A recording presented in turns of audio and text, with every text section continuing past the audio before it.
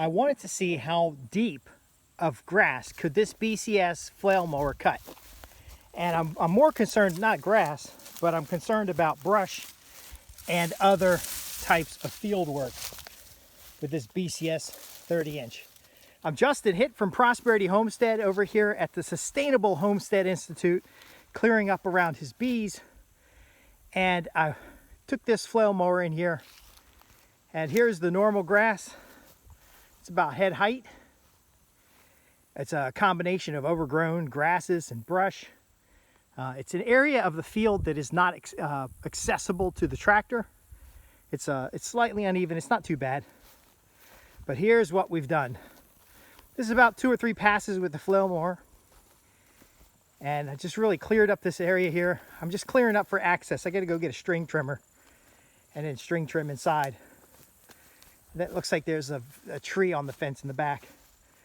But originally I was going to ride the BCS, push it around the enclosure, but it doesn't do well on these larger trees. See that? This is what it came up with.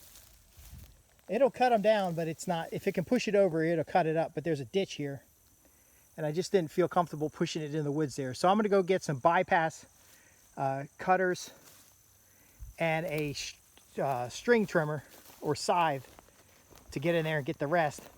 But as far as the BCS is concerned, it did a fine job of cutting down this tall grass. A fine enough job that we got out in front of the beehive cleared. And now I'm gonna show you what I did around the back here. So I basically cut a trail. Now what I'm gonna be using the BCS for is cutting trails to put up temporary fencing for goats. So goats could love that area, eat that all up, but we don't want them wandering into the woods. So the temporary fence would go in the path here. And this is 3 passes. So it's a pass down the middle and then a pass down both sides. Now the BCS doesn't really cut everything. It doesn't really pulverize everything. This long woody stuff, it just knocks over, which is fine. The key is the majority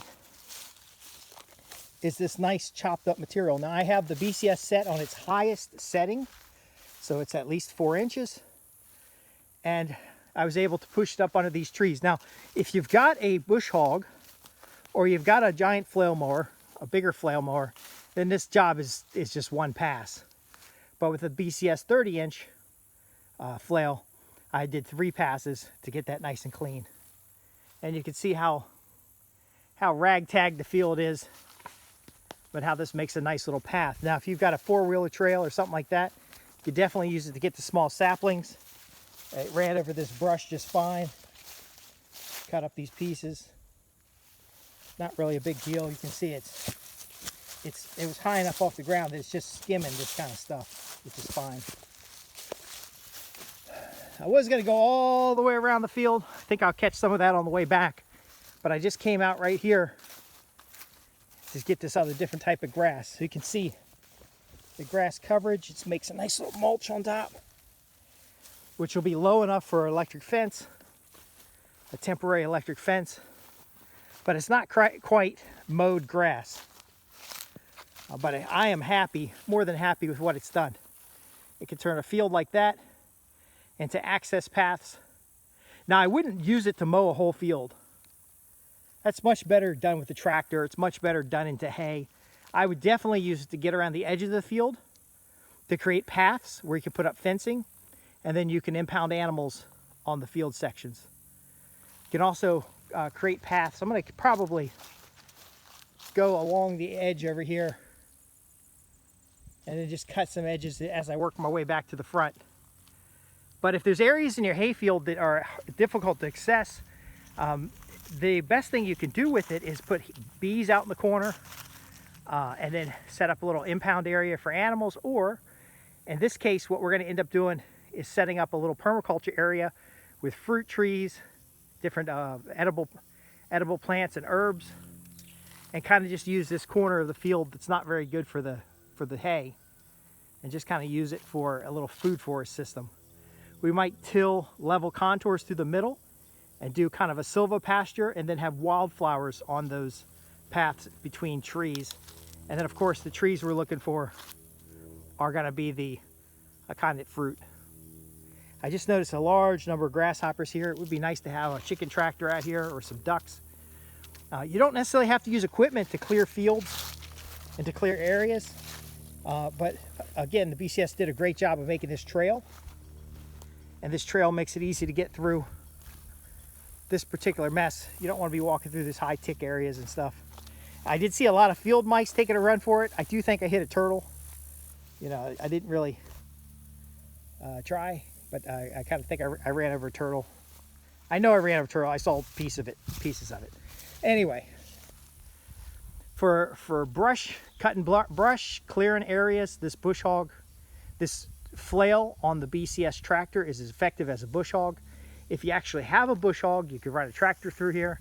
One of the things about the BCS is that I got better clearance because I'm standing on the ground. A lot of these branches would be quite a mess for somebody on a tractor. But it's cut the field. It gave us a path for access. Now we can start getting the design together for this particular area here. What'll probably happen in this area is there'll be the bees. There'll be a little like a little quarter-acre nook here with fruit trees and wildflowers and different things that the bees can use, and then some trails through that so that people can enjoy it.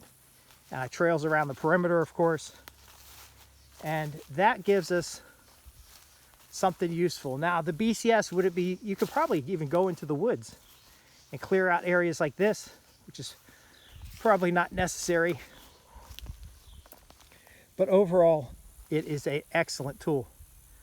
Now I'd walk all the way back to the BCS and show it to you, but I'm running out of things to say. I'm Justin Hitt from Prosperity Homestead. This is a quick demonstration of the BCS Flail Mower and its application in here, cleaning up the bees and getting access to these areas with these low branches where you couldn't necessarily bring in a tractor.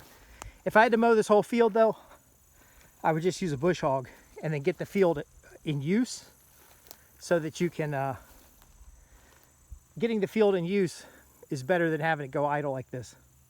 But again, even though it's idle, it's so easy to mow. I'm Justin Hitt with Prosperity Homestead. We work with designs, permaculture application, increasing utility value of your property. And I am moving on because that's a yellow jacket's nest. I'm moving on. Anyway, click the link below, subscribe. I'm gonna finish this job up.